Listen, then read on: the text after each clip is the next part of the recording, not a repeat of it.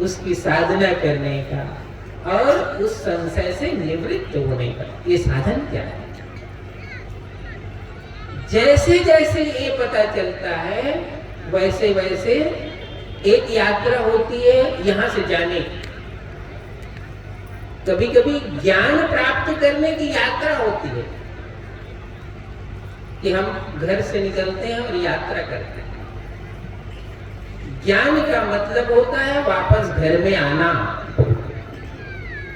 सदगुरु कहते हैं वापस घर में आना ही ज्ञान है।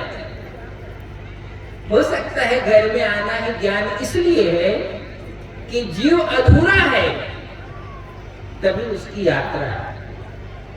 चाहे वो ज्ञान के लिए जाए, आकांक्षा के लिए जाए, कामना के लिए जाए, चाहे भोग के लिए जाए,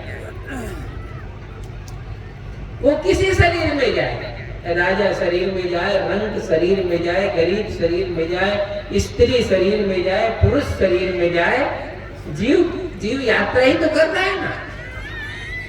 अब उस जीव के शरीरों में यात्रा करने का जो कारण है वो अलग अलग हो सकता है। वो जो उसकी कामना की पूर्ति के लिए जा रहा है, कोई भोग की पूर्ति के लिए जा रहा है, कोई और किसी पूर्ति के लिए जा रहा है, लेकिन उसकी यात्रा अधूरी। और जब तक यात्रा अधूरी होती है जीव को यात्रा करना ही पड़ता है। तो जीव की यात्रा कब पूरी होती है? जीव की यात्रा तभी पूरी होती है जब वो अपने मुकाम को पहुंचता है। इसीलिए साहिब की एक छोटी सी साखी है। 184 भरम के, 184 भरम के पौपर अटको आए, अब की पासा ना पड़े तो फिर 84। ये जीव के लिए ही बताया है, वो पासा के लिए नहीं बताया है। वो 84 अंक का खाने का पासा लोग खेला करते थे, अब तो पता नहीं। तो तभी तो कबीर साहब की साखी है, 184 भरम की, 84 खाने में गोली चलती है। पौ माने एक आने के बाद ही 83 घर तो उसने पार कर दिया। एक पर आकर गोटी रुक जाती है। अब पासा जिसके हाथ में है वो पासा खेलता है। एक नहीं आता है तो पासा पकता नहीं, वो वापस राउंड करता है। पासा पकता नहीं है, उसका चलना रुकता नहीं है, वो फिर से चलने लगता है, फिर चलो। तो सदगुरु कहते हैं जीव की यात्रा वेदांत भी यही करता है। जीव की यात्रा शुरू है, इसका मतलब है यात्रा अधूरी है। यात्रा अधूरी है। जिसकी यात्रा पूर्ण होगी उसकी यात्रा शुरू नहीं होती, वो पूर्ण हो जाती है। इसीलिए साहिब कहते हैं हमारा मुकाम, हमारा देश, हमारी स्थिति कहाँ है? जहां जाए फिर हंस न आए, ये भव सागर की धारा, संतोषो निज देश। एक शिष्य को यदि गुरु ये उपदेश कर दे, सामने बैठे हुए शिष्य को उपदेश कर दे, जहां जाए फिर हंस न आए, भव सागर की धारा, हे शिष्य वो देश हमारा, चलो हमारा देश। चलो एक लक्ष्य तो बताया, एक मार्ग तो सदगुरु ने बताया, लेकिन इस लक्ष्य को, इस मार्ग को इसमें फिट करने में, उसको संभालने में और उसको सत्य करने में ये मनुष्य का पूरा जीवन लग जाता है। कभी तो बात समझ में आती है और कभी समझ में आती भी नहीं है। जब समझ में नहीं आती है तो जितनी भी हम साधना करते हैं उस साधना में कमी है, क्योंकि समझ आया नहीं। समझ आया नहीं। जब समझ आता है तो जीव यात्रा सही करता है। तो सदगुरु कबीर साहब ने ज्ञान साधन उपदेश इस जीव को अपने मुकाम कर दिया। हे हंस, उस अमर मुकाम में तुम्हारा निज वास है, जन्म जन्म के निवृत्ति का वास है। अनेक शास्त्रों में अनेक अनेक नाम दिया, लेकिन साहब ने कहा वो अजर अमर मुकाम है। हे जीव, सद्गुरु के ज्ञान रूपी भूमिका को प्राप्त करके तुम अपनी सुरति को वहां लगाओ। इसीलिए साहब की साखी है, सुरत कर सतलोक पहुंचे बहुदिन बहुजन। आप संध्या पाठ में पढ़ते हैं, सुरत कर सतलोक पहुंचे। वो मार्ग कितना सरल हो, कितना सहज हो। आपके अभ्यास में, अभ्यास दो तरह का होता है, ये ध्यान रखना। एक बहुत हम मेहनत करके अभ्यास करते हैं, एक अभ्यास हम बहुत मेहनत करके करते हैं, एक अभ्यास संकल्प से किया जाता है, एक अभ्यास संकल्प से किया जाता है। संकल्प से किया गया अभ्यास वो सूक्ष्म अभ्यास है। अब उसके लिए योग करने की जरूरत नहीं है। इसीलिए साहिब का जो मार्ग है वो ध्यान, धारणा, समाधि, इससे अलग मार्ग है। ये अष्टांग योग का मार्ग से अलग साहिब का मार्ग है। वो क्यों है? क्योंकि जब जीव संकल्प को उपलब्ध होता है तो सुरति पहुंचती है।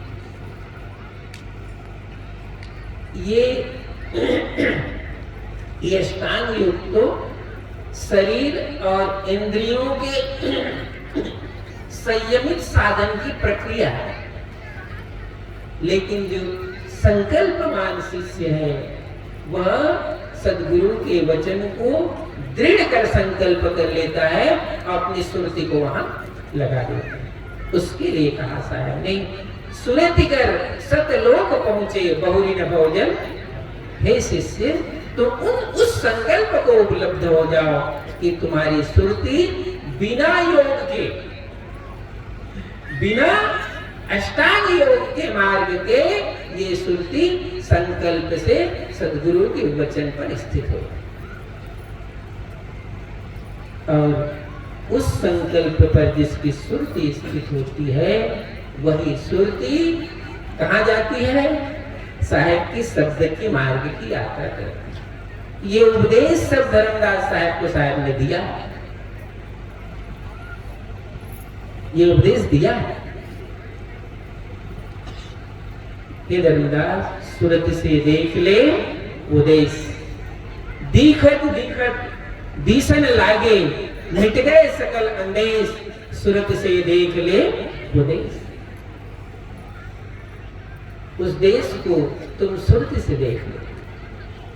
मैं तो ज्ञान से बहुत बताया तुमको, शब्द से बहुत बताया तुमको, बहुत तरह से समझाया, लेकिन अब तुम उस सुरति से देखो। दीखत दीखत दीसन लागे, और तुम्हारी सुरति जब ठहर जाएगी तो दीदार और दर्शन सुरति में जो होगा, हे धन्ना, वो मेरा मुकाम। ये उपदेश क्यों किया जा रहा है, ये क्यों बताया जा रहा है? क्योंकि बहुत सारे लोगों के जीवन में वो कबीरपंथी तो है, लेकिन स्थिरता नहीं, और स्थिरता नहीं होने के कारण वो लुढ़क जाते हैं, बिछुड़ जाते हैं। और सुरति तो क्षण में बिछुड़ती, एक क्षण में सुरति अलग हुई और काम बिगड़ गए। एक क्षण में सुरति अलग हुई और काम बिगड़ ही गया। ऐसे सूक्ष्म साधन। इसीलिए साहब ने कहा, वो द्वार भी सूक्ष्म है, वो मार्ग भी सूक्ष्म है, तो तुम्हारा संकल्प अच्छा हो, सुरति सही हो। वचन में आया है, सदगुरु कबीर साहब ने, नानक साहब से सत्संग हुआ तो एक वचन साहब ने कहा था, शब्द की सुई सुरति का धागा, ज्ञान गुदड़िया सीते रहो। ऐसा वचन आया। शब्द की सुई और सुरति का धागा, ज्ञान गुदड़िया सीते रहो, ऐसा उपदेश दिया था। तो हम कबीरपंथी हैं, साहेब के मार्ग के हंस हैं, तो हमारी साधना, हमारी उपासना, हमारा संकल्प एक ऐसे मुकाम का होना चाहिए जहां चित्त भी विचलित ना हो, साधना भी विचलित ना हो, और कोई शब्द भी हमें विचलित न कर पाए। नहीं तो आजकल एक लोटा जल और सब समस्या का हल, ये लोगों के कबीरपंथी घर में आ गए तो सुरती तो विचलित हो गई, सुरती विचलित हो गई। कई कबीरपंथियों को घर में मैं देखा, वो शिवलिंग घर में गाड़ दिया लोगों और पानी चढ़ा रहे हैं। तो फिर तुम साहब का नाम किस लिए ले रहे हो? साधना तो अलग हो गई ना, साधना तो छूट गई। जो शब्द सुरती का साधना साहब ने बताया था वो तो छूट गया, वो तो खत्म हुआ, और पल में खत्म हो गया, ज्यादा टाइम लगा। इसीलिए कहा जाता है बिना बोध के, बिना ज्ञान के, बिना पक्का हुए आप किसी साधन को उपलब्ध नहीं हो सकते। एक को तुम्हें छोड़ना पड़ेगा, या तो तुम साहब को ही छोड़ दो या उसी को पकड़ लो। जहां जाना होगा तो एक में तो जाओगे। अरे घोड़े की पीठ पर घोड़े की पीठ पर बैठोगे, कहानी सुना दो मैं तुमको। एक राजा था, उसका जो घोड़ा था वो जो है बहुत वफादार घोड़ा, आज्ञाकारी घोड़ा, वफादार घोड़ा था।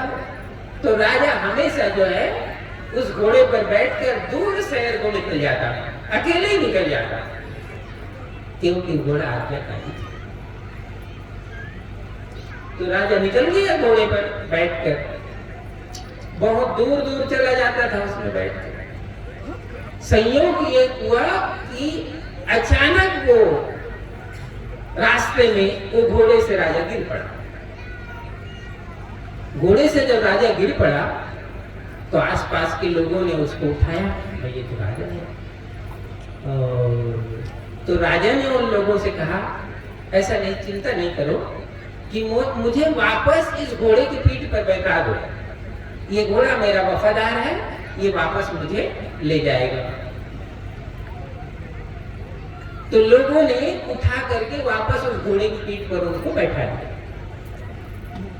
उसके पीठ पर बैठा दिया।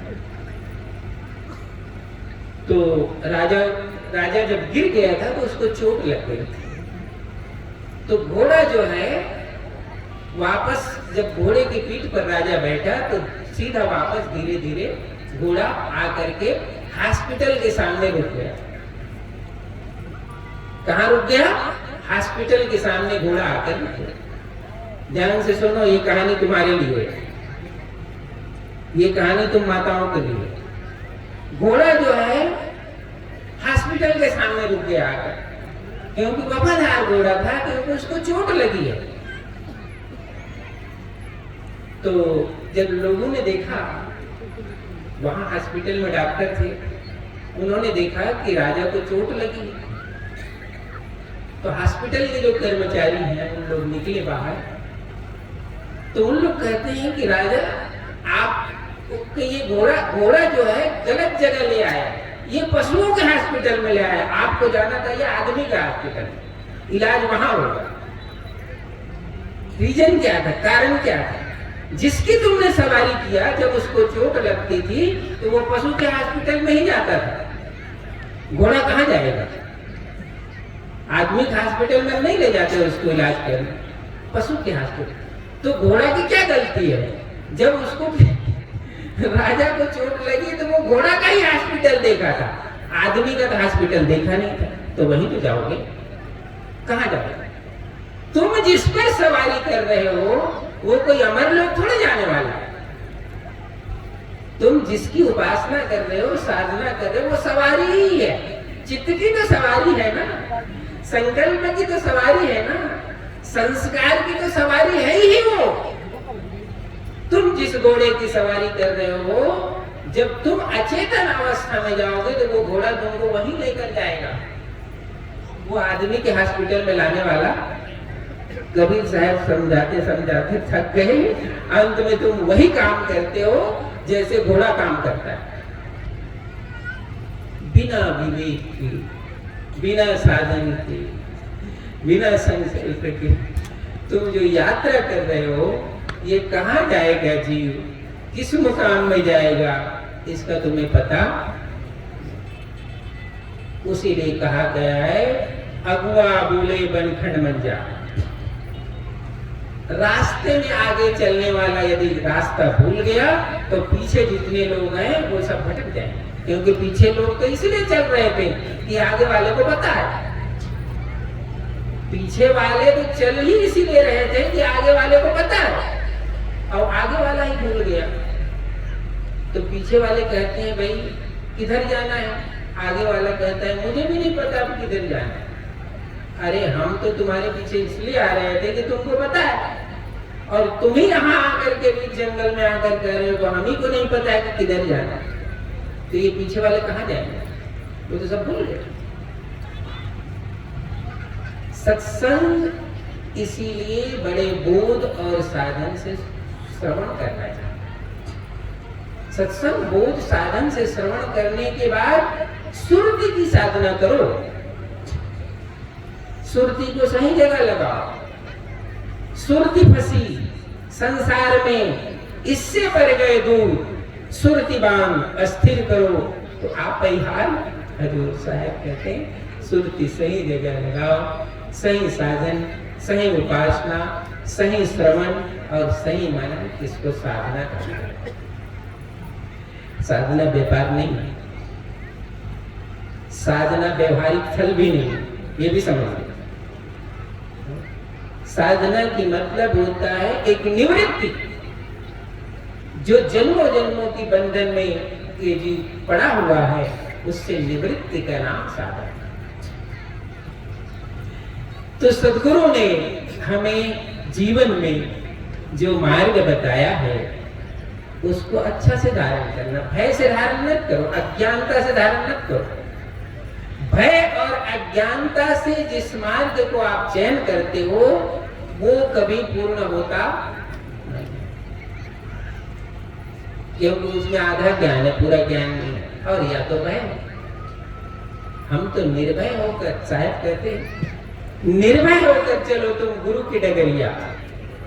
गुरु की डगर में चल रहे हैं तो आप निर्भय होकर चलो, भय से मत चलो। और तुमको आज कोई दूसरा ताबीज बांध देता है, कल तीसरा ताबीज बांध देता है, 2-4 साल बाद चौथा ताबीज बांध देता है, और तुम इसी में घूमते रहते हैं। फिर बाद में भी कह दो हम तो कबीरपंथी, तुम कहा है कि कबीरपंथी।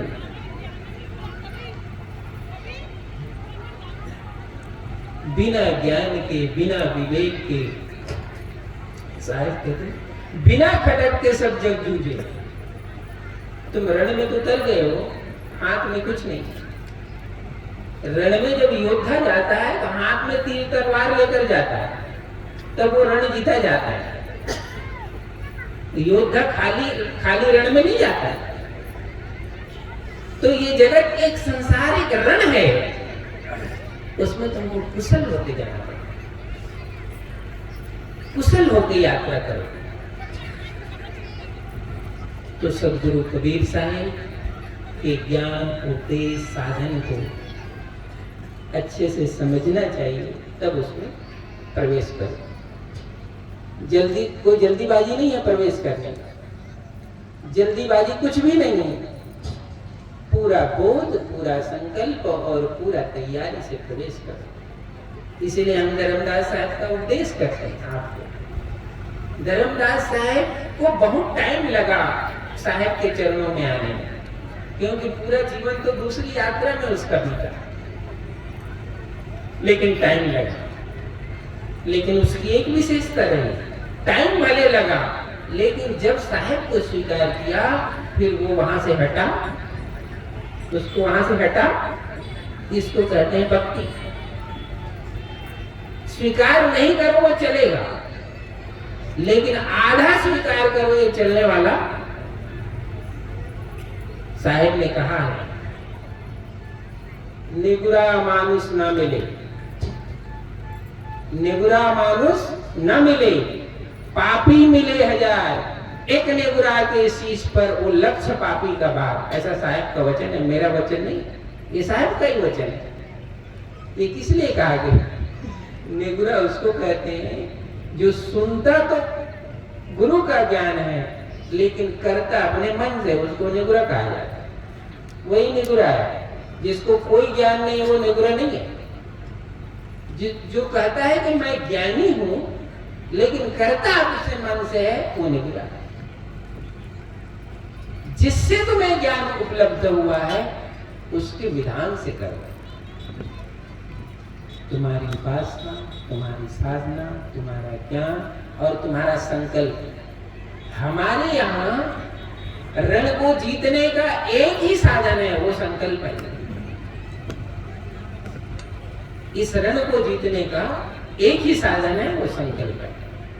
जिस समय तुम संकल्पशील होते हो, आधी यात्रा तो तुम ऐसे पार कर देते हो। और जिसका संकल्प कमजोर है वो कोई यात्रा पार कर सकता है। तो भक्ति के लिए सदगुरु के चरणों में बैठने के लिए एक संकल्प चाहिए, वृहद संकल्प चाहिए और पक्का संकल्प चाहिए। साधु ऐसा चाहिए पक्का हो के खेल, कच्चा सरसों पेड़ के वो खरी भया ना। कच्चा सरसों को किसान काटता नहीं कभी, क्योंकि उससे न खली बनती है और न तेल बनता है। वो अनाज को पकने देता है। किसान पकने के बाद जब उसको काटता है तो उसकी खली भी बनती है और तेल भी बनता है। जो साधन कच्चा है, जो साधन कच्चा है उसका कुछ नहीं बनने वाला। सदगुरु की एक साथी है, थोड़ा मोड़ा विरह तो सबको है, थोड़ा मोड़ा प्रेम तो सबको है ना। ऐसा तो नहीं है कि थोड़ा प्रेम नहीं है, थोड़ा विरह नहीं है। लेकिन साहब ने जो साथी का उदाहरण दिया उसको ध्यान से सुनो। विरह की मोदी लाकड़ी, विरह तो तुमको है, थोड़ा प्रेम भी है, लेकिन वो पक्का नहीं। कुम्हार ने घड़ा तो अच्छा बनाया लेकिन अभी वो पका नहीं। तो कुम्हार के घर में जाकर कच्चे कच्चे घड़े को देखोगे जो नहीं पका है, सुंदर है, तो तुम उसको क्या देखने का ही काम है। उसको देखने के अलावा क्या कर सकते हो? उसको कुछ कर सकते हो? देख लो कि अच्छा घड़ा बना। उसको उपयोग तभी होगा जब वो पके। किसान कुम्हार कितना ही अच्छा घड़ा बना दिया, कितना ही उसमें साज सज्जा लगा दिया और पकाया नहीं तो वो कभी उपयोग नहीं कर सकता, उसको पकाना पड़ेगा। साहब कहते हैं तुम्हारे अंदर भी विरह है, प्रेम है, लेकिन वो पूरा पका नहीं है। इसका उदाहरण ये माताओं का उदाहरण साहब ने दिया। विरह की वो दी लाकड़ी सबसे और धुनवाए, दुख से तभी बाँचियो जब सपनो जल जाए। ये क्या उदाहरण दिया साहब ने कि माताएं पहले चूल्हे में रोटी बनाती थी, अब तो गैस आ गया सबके घर। मोदी ने उज्ज्वला योजना के अंदर सबको गैस दे दिया ना, तो अब कोई चूल्हे में रोटी बनाता नहीं। कोई बनाता होगा तो नहीं पता। और बाजरे की रोटी जो लोग बनाते हैं वो चूल्हे में ही बनाते हैं, लकड़ी में। तो साहब ने आपके घर का उदाहरण, आपकी भक्ति को पुष्ट करने के लिए आपका घर का उदाहरण दे दिया। साहब कहते हैं जब माताएं चूल्हे में लकड़ी जलाकर रोटी बनाती हैं तो आधी कच्ची लकड़ी यदि चूल्हे में डाल दिया तो वो जलती तो ढंग से नहीं, धुआं देती है। वो जलती तो ढंग से नहीं है, उस लकड़ी से धुआं निकलता है। उनको पूछो, वो लकड़ी ढंग से जलती नहीं है क्योंकि आधी कच्ची है, वो पूरी सूखी आधी कच्ची। तो साहब कहते हैं जिसका विरह, जिसका प्रेम कच्चा है वो कैसे वो काम को प्राप्त करेगा? वो तो उस लकड़ी की तरह जलने वाली नहीं है, वो धुआं ही देगी। तो विरह की वो दी लाकड़ी, जैसे विरह लकड़ी की तरह कच्ची है, लकड़ी सूखी नहीं है, उसको कितना ही जलाओगे वो धुआं धुआं धुआं धुआं लकड़ी देती है। दुख से तभी बाँचियो जब सकलो जल जाए। साहब कहते हैं जब लकड़ी एकदम सूख जाती है, वो थोड़ी सी भी कच्ची नहीं रहती है, तो लकड़ी चूल्हे में पूरी जल जाती है, वो धुआं देती पूरी जल जाती है। और जल क्या, तो कोयला भी जल के राख हो जाता है। तुम्हारा विरह, तुम्हारा प्रेम जिस दिन पकता है तुमको भी मुक्त कर देता है। और जब विरह पकता नहीं है, विरह पूर्ण नहीं होता है, तो तुमको बीच रास्ते में छोड़ देता है। न तुम इधर के रहते हो और न उधर के रहते हो। तो साहब कहते हैं दुख से तभी बाँचियो जब सकलो जल जाए। दुख से निवृत्ति तब होती है जब विरह पूर्ण होता है, भक्ति पूर्ण हो, संशय रहित, भय रहित। सद्गुरु के ज्ञान को यदि धारण करना है तो पहले संशय और भय से रहित हो जाए। साहब कहते मैं बहुत दूर नहीं, तुम बहुत जगह ढूंढने की जरूरत नहीं, मैं बहुत पास में हूं, लेकिन ये मल विक्षेप आवरण तेरे दिमाग में भरा पड़ा है। कहीं संशय बैठा है, कहीं भय बैठा है, ये नहीं करूंगा तो ये हो जाएगा, वो नहीं करूंगा तो वो, उसी से मैं दूर हूं। मैं दूर उसी से कारण दूर लगता हूं तुमको, मैं तो बहुत पास में। मुझको कहाँ ढूंढे बंदे, मैं तो तेरे बहुत पास में। और इतना पास में हूं कि उसकी कोई दूरी नहीं है। जगत में दूसरी चीजों की दूरी होती है, 1 मीटर 2 मीटर 1 इंच 1 फल्लांग 1 किलोमीटर 2, ये दूरी है। मेरे और तुम में कोई दूरी नहीं। लेकिन तुम्हारा विरह जिस दिन पकता है, उसी में ये मैं फूलों की तरह खिल जाता है। जब फूल खिलता है, सुगंधी को बाहर से बुलाना नहीं पड़ता, उसी में से सुगंधी प्रकट हो जाए। जिस दिन तुम्हारा विरह पूर्ण हो, तुम्हारा प्रेम पूर्ण होता है, स्वाद तो उसी में से प्रकट हो जाता है। चंदन की लकड़ी जब बड़ी होती है, धीरे धीरे धीरे धीरे सुगंधी कोई बाहर से थोड़ी आती है, उसी में से सुगंधी प्रकट हो जाती है। कि बाहर से आमंत्रित करना पड़ता है, बाहर से कभी चंदन की सुगंधी को आमंत्रित नहीं करना पड़ता, वो धीरे धीरे धीरे धीरे सुगंधी उसी में प्रकट हो जाती है। ऐसे ही जिस दिन तुम्हारा संशय समाप्त हो जाता है, भय समाप्त हो जाता है, और सद्गुरु के ज्ञान और वचन के प्रति सच्ची प्रीति और अनुराग पैदा होता है, सुगंध वहीं से प्रकट हो जाती है। साहब कहते हैं मैं वहीं से प्रकट हो जाता, मुझे बाहर से कहाँ लाओगे, मैं तो वहीं से प्रकट हो जाता। ये ज्ञान और ये भक्ति सद्गुरु के चरणों में बैठकर कोई शिष्य और साधक प्राप्त करता है, उससे ये लगन लगती।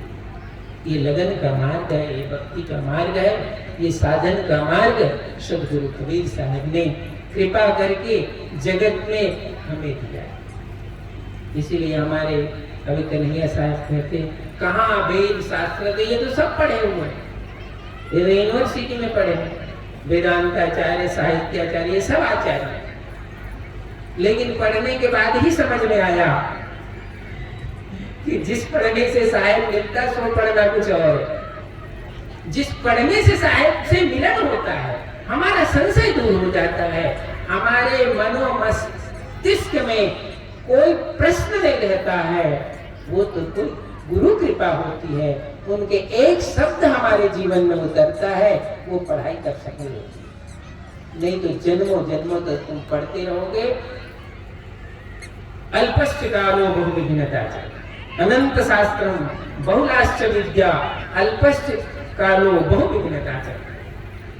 कहते शास्त्र इतने हैं, एक शास्त्र पढ़ने में 12 साल लगता है, तो एक शास्त्र का तो ज्ञान हुआ, दूसरे शास्त्र तो बाकी है, मर जाओगे तो भी नहीं पढ़ सकते।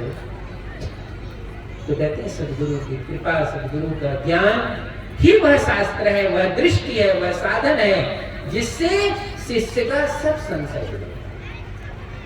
जब से दया भई सद्गुरु की, मेरी सुरति न अंग चली है, संतोष सहज समाधि, आज तो संशय मिट गया।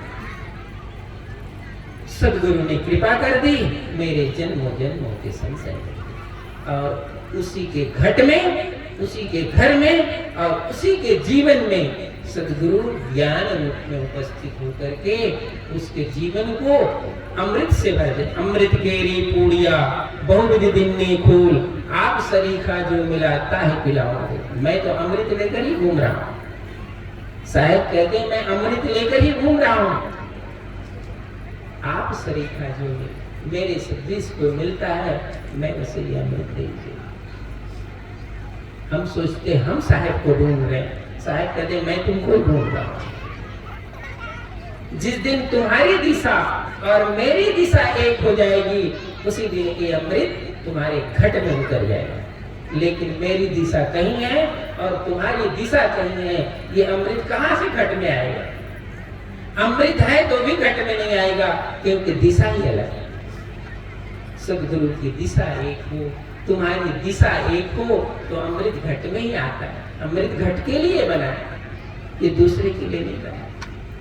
तो सदगुरु का वचन एक अमृत है। हमारी दिशा सब सही होती है, सदगुरु की दिशा सही होती है, ये अमृत हमारे घट में उतरता है।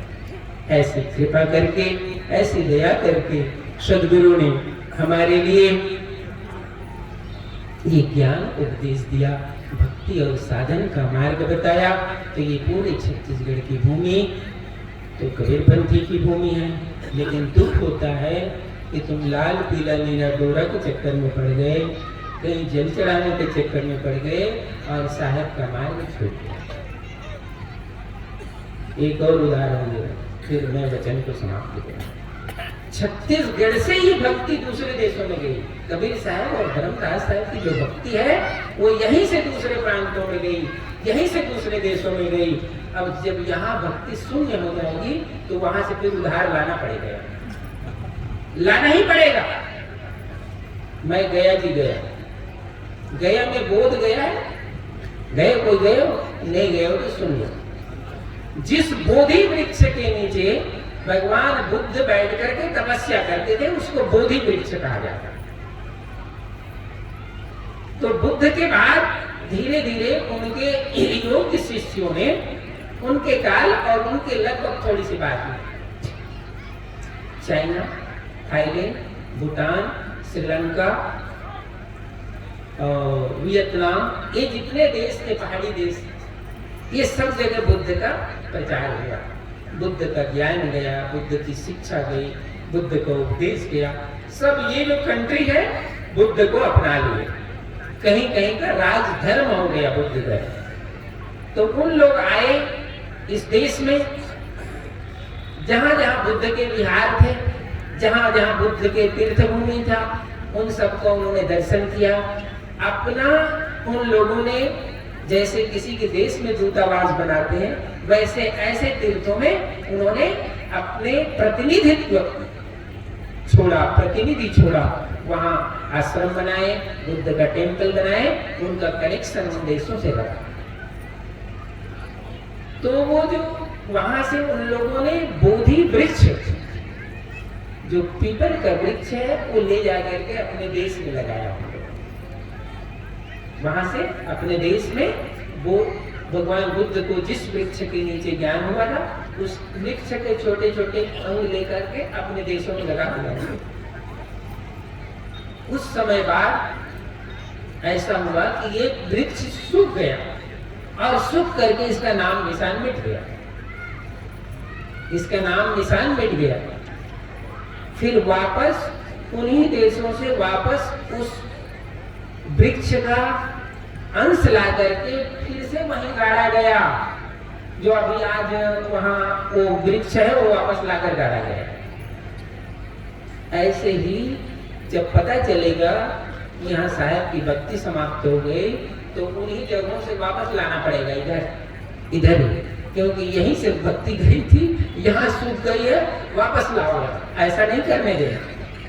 अपनी साहब की भक्ति, साहब को उपदेश, साहब की साधन, सत्य अहिंसा